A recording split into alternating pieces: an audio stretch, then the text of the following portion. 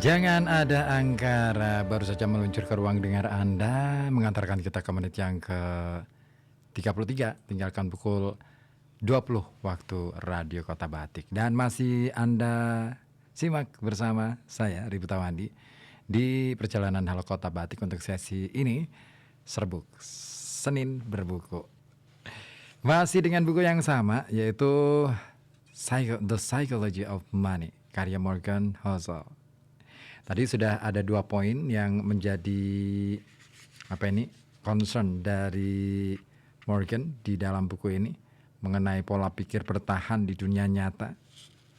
Yang pertama, lebih daripada hasil besar, saya ingin kuat secara finansial. Dan jika saya ingin kuat, saya bisa berpikir mendapat hasil terbesar karena saya akan bisa bertahan hidup lama sehingga penumpukan menghasilkan keajaiban. Kedua, berencana itu penting, tapi bagian terpenting tiap rencana adalah merencanakan rencana yang tidak berjalan sesuai rencana. Wow. Menyiapkan, kalau dalam kapal itu ya, kapal pesiar perlu yang namanya skoci, iya kan? Nah, oke, kita masuk ke poin ketiga. Apa itu? Poin ketiga, kepribadian seperti barbel, optimis mengenai masa depan, tapi paranoid terhadap apa yang akan menghalangi Anda mendapatkan masa depan itu. Vital. Ya, optimisme biasanya didefinisikan sebagai kepercayaan bahwa keadaan akan berjalan baik. Namun, itu tidak lengkap. Optimisme wajar adalah kepercayaan bahwa peluang Anda besar dan seiring waktu hasil umumnya akan bagus kalaupun di tengah-tengahnya ada penderitaan. Malah Anda tahu akan ada penderitaan. Anda bisa optimis menganggap jalur pertumbuhan jangka panjang itu ke atas dan ke depan, tapi juga yakin bahwa jalan antara sekarang dan nanti penuh ranjau seperti biasa. Dua hal itu tidak saling bertentangan. Gagasan bahwa sesuatu bisa menguntungkan dalam jangka panjang tapi payah dalam jangka pendek tidak intuitif. Tapi begitulah cara kerja banyak hal dalam hidup. Pada umur 20, rata-rata orang bisa kehilangan sekitar setengah sambungan syaraf di otaknya, dan yang mereka miliki ya ketika berumur 2 tahun. Selagi jalur-jalur saraf yang kurang efisien dan berlebihan ditata. Namun, rata-rata orang berumur 20 tahun lebih, ya, maksudnya rata-rata orang berumur 20 tahun lebih cerdas daripada rata-rata orang berumur 2 tahun.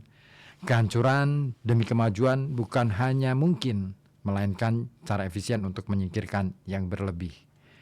Bayangkan Anda orang tua dan dapat melihat ke dalam otak anak Anda. Tiap pagi Anda melihat jumlah hubungan syaraf dalam kepala anak Anda berkurang.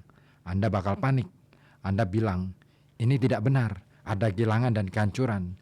Kita perlu berbuat sesuatu. Ayo ke dokter. Namun itu tidak perlu. Anda sebenarnya menyaksikan jalan normal menuju kemajuan.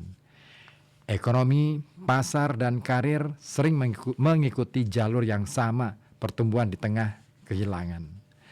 Nah, Housel ini mencoba menjelaskan ini dengan cara membuat tabel tentang performa ekonomi Amerika Serikat dalam 170 tahun terakhir. Di sana disebutkan bagaimana kemudian dari tahun 1850 sampai 2010. Grafiknya naik turun ya, tetapi kecenderungannya naik. Nah, namun Anda tahu apa yang terjadi selama periode itu? Dari mana mulainya?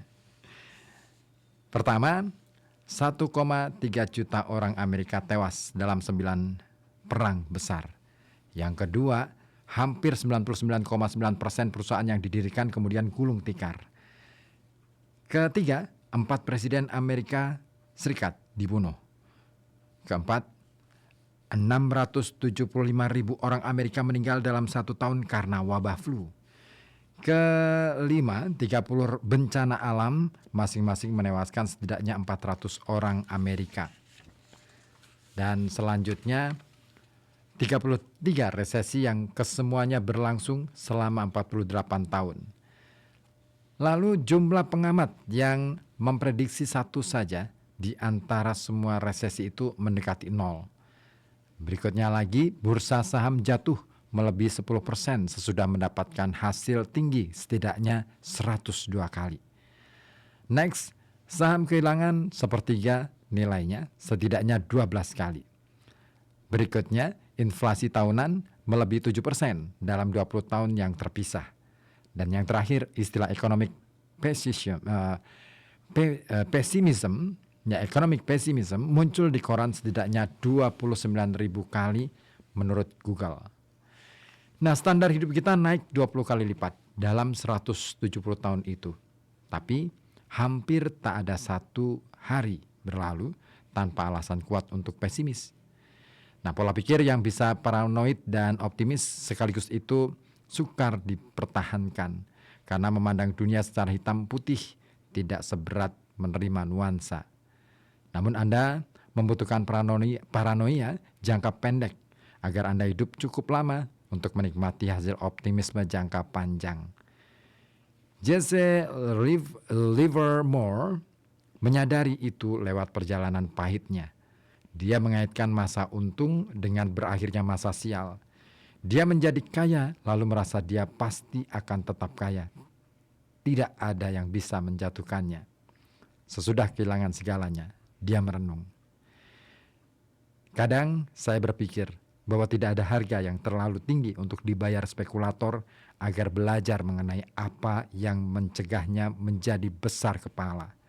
Banyak kehancuran orang hebat bisa ditelusuri penyebabnya langsung ke besar kepala. Itu penyakit yang mahal katanya, dimanapun, bagi siapapun. Berikutnya, kita akan melihat cara lain. Kita sukar memahami pertumbuhan di tengah kesulitan. Di bab berikutnya. Saya kira untuk bab berikutnya, kayaknya cocok deh ya. Saya bawakan minggu depan. Tapi ya satu bab ini menarik ya. Bahwa ternyata kalau kita baca dari awal, banyak orang yang setelah menjadi kaya itu harapan semua orang, tetapi mempertahankan kekayaan itu sesuatu yang lain. Menjadi kaya kita boleh dengan bekerja keras dan mencoba untuk melakukan spekulasi-spekulasi dalam kehidupan kita, tetapi mempertahankannya, ini dia bukan spekulasi lagi yang diperlukan, tetapi ketabahan, kesabaran, bahkan mungkin lebih tepatnya bagaimana kita menerima ya, segala sesuatu yang kita dapatkan itu adalah sebuah pemberian. Dan kita perlu bijaksana dalam menggunakan segala sesuatu yang diberi itu tadi. Ini sesuatu yang pelajaran yang sangat berharga di bab kelima ini, karena kadangkala kita lebih senang mengejar sesuatu yang mungkin belum kita capai. Tapi setelah kita capai, kita lupa, kita lengah untuk bagaimana cara mempertahankannya supaya dia berguna. Wah, dahsyat banget nih buku ini, keren banget. Nah, bab ke-6 ini nanti akan berbicara tentang Anda bisa salah di separuh dari semua keputusan dan masih untung. Tapi minggu depan ya. Ya, menariknya adalah bagaimana kemudian pengalaman-pengalaman yang diceritakan oleh Housel ini bisa memperkaya ya inspirasi kita untuk bisa mengelola. Sebenarnya bukan soal uangnya yang kita kelola, tetapi lebih pada bagaimana diri kita sendiri mengelola hasrat kita, mengelola segala sesuatu yang ada di dalam diri kita, pikiran terutama ya, supaya dia bisa berpikir jernih, kita bisa berpikir jernih dalam menghadapi situasi apapun. Sehingga saat kita jatuh, tidak benar-benar jatuh dan akhirnya merasa bahwa segalanya sudah berakhir. No. Kita perlu yang namanya optimisme, tetapi optimisme bukan berarti sebuah pemahaman bahwa segalanya berjalan baik-baik saja. Kita perlu mewaspadai apapun yang terjadi. Segalanya sangat mungkin di dunia ini. Segalanya selalu ada kemungkinan terburuk bagi kita. Oke, itulah tadi pembacaan buku untuk bab kelima dari The Psychology of Money karya Morgan Housel.